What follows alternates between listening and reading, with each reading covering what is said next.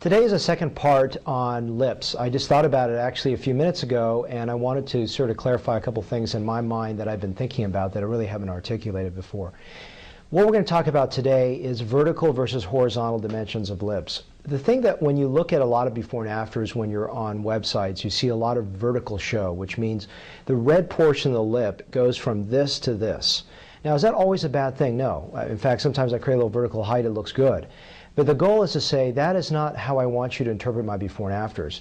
The biggest thing, the biggest difference I would say in the work that I do versus a lot of things that I see on the website, other websites, is that vertical show to me is not that important. It's actually anterior-posterior or horizontal changes. It doesn't mean a lip sticking out or hanging out or anything. It's a very subtle change.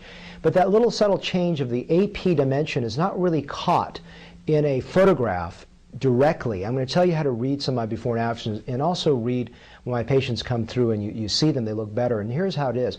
Most lips, when they're small, they don't have much vertical height. Now, if you increase a little vertical height, it looks good. But what's interesting, what's important is creating a round effect, what I call a pouty look. So actually increasing the anterior-posterior dimension of the lip is as important as the vertical height, if not more important to it. So I like to think about reshaping a lip. Now, you've heard me talk about balance, you've heard me talk about lip shape, I talked about yesterday about age-appropriate lips. So we're not going to go over all those details again. Those are going to take 10 minutes each to go through. But what I want to talk to you more specifically about today is actual dimensionality of the lip, the rounding effect of the lip. If there's a lip that's very flat looking, in my opinion, it looks unattractive.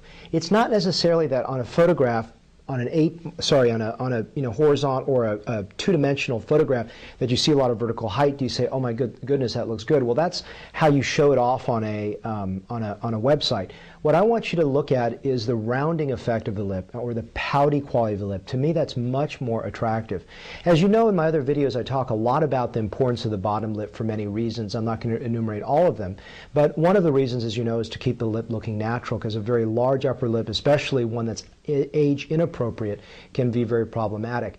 But there's another reason about the bottom lip that I haven't really discussed as much, besides maintaining a natural look and also creating, in my idea, a very beautiful effective look to a lip, which is actually the light reflex. So, you know, we talked a lot about in the videos on fat transfer of how by taking a very flat face that has almost always, we have overhead lights that create a bounce effect of light. So in other words, if you are very flat face and I create a little dimensionality of the cheek or the brow, there's a light reflex that hits off the brow or the cheek, because we live in a world with overhead lights. I always say, except if we're in Barney's dressing room or if we're with an overcast day, if we're at the beach or if we're indoors, there's always overhead light.